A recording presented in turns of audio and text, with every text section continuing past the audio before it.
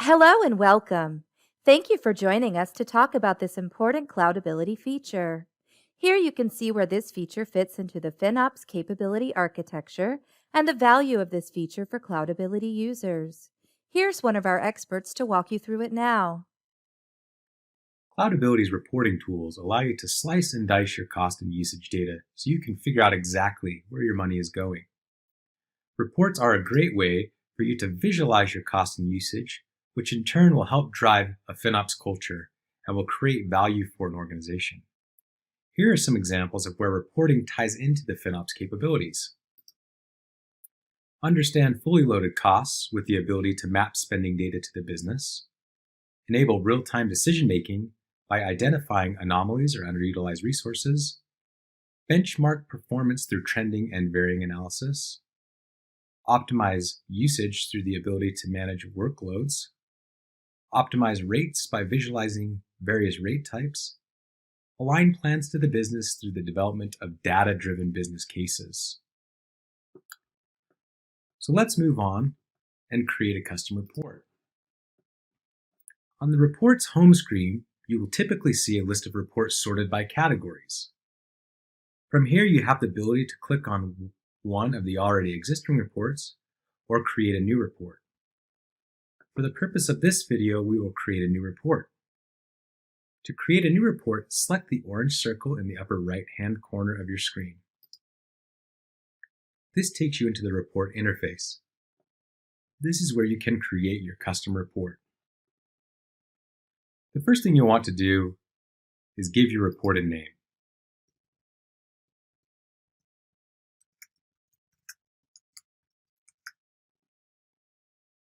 After that, you'll notice a category is automatically selected for the report. However, you can always change this by selecting the drop-down arrow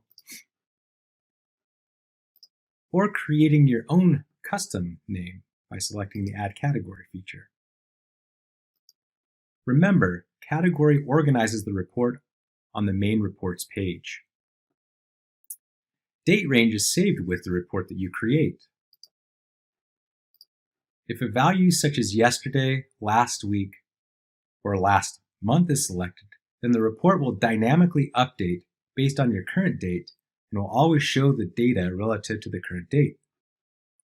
If a custom date range is selected, or a specific start and end is defined, then the saved report will preserve those dates. Next, you'll want to determine which type of report you would like to run.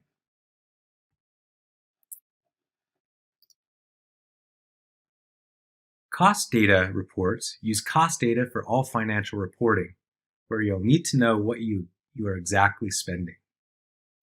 Cost analytics use information from your vendor billing file, for example, your AWS cost and usage report or CUR. Accurate cost data based on your bill and factors in any discounts or credits you receive, such as volume discounts and reserved instances. Utilization data is when we use the vendor's APIs, such as AWS CloudWatch, and present instant level details such as average CPU, bandwidth, and disk I/O. Utilization analytics help in visualizing overall elasticity and whether your instances require right-sizing or need to be turned off. Custom reports are divided into two sections. The dimensions and the metrics that are available in your reports are identified. You could set up a maximum of 10 business dimensions. Another thing to note is a report must have at least one dimension and one metric.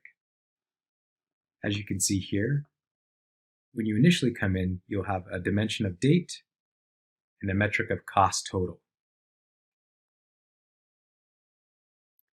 For the sake of this, let's generate a very basic report utilizing the dimension service name,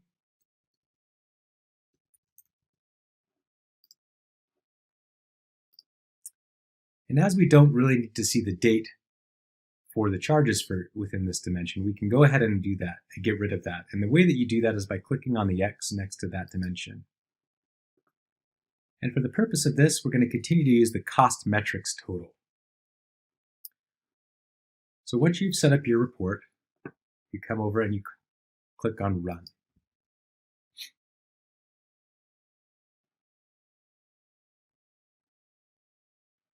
And what we'll see here is it's going to give you a breakdown of all the services that are running within your infrastructure and the associated costs of those services. And these numbers come from, as you can see on the graph above, the timeline that you have selected up here. Right now we have a custom date range set for May 17th to June 9th.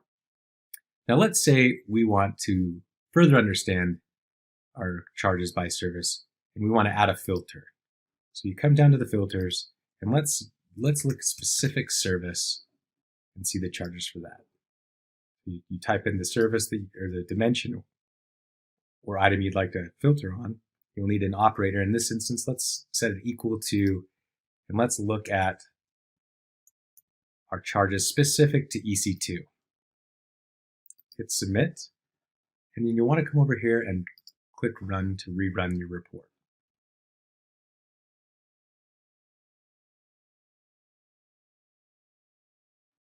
And now we can see, once again, based on our custom date range that we've set above, the specific charges associated to this service, Amazon's EC2, and the associated costs. If you wish to get rid of a filter, you just click on the X, it'll get rid of the filter, and then you hit rerun to refresh your data.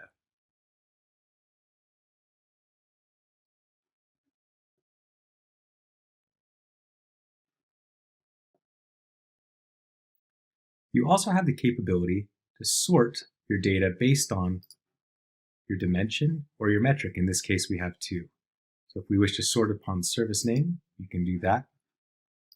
Click run once again and it will refresh your data. And as you can see, it's lining this up based on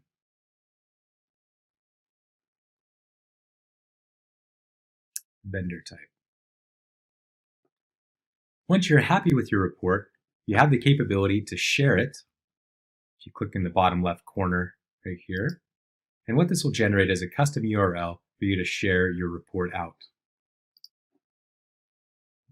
Also, if you're happy with your report, you can click Save As. And I'll remind you that on your home reports page, it is organized by category. If you click out of the editing capability within the report, you'll see you have your similar report shown in a different way. However, you also have the capability to share your report in the upper right-hand corner if you click Share. And once again, a custom URL will be generated for this. Or you can share this individually with users, and you can control permissions for what they can do if you wish them to add or edit or do anything to the report. You also have the capability to subscribe to a report. If you click on the upper right corner, subscribe, you'll see that this is currently set up to be sent monthly on the first of the month at 9:30 a.m. You can manipulate this in whatever way you'd like and have this report sent to you, however. You can also have it sent to you if there's no content.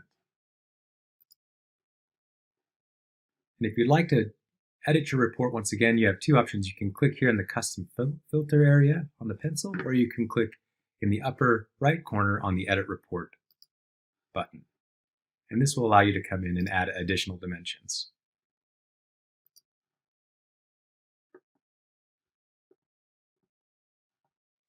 Thank you for watching.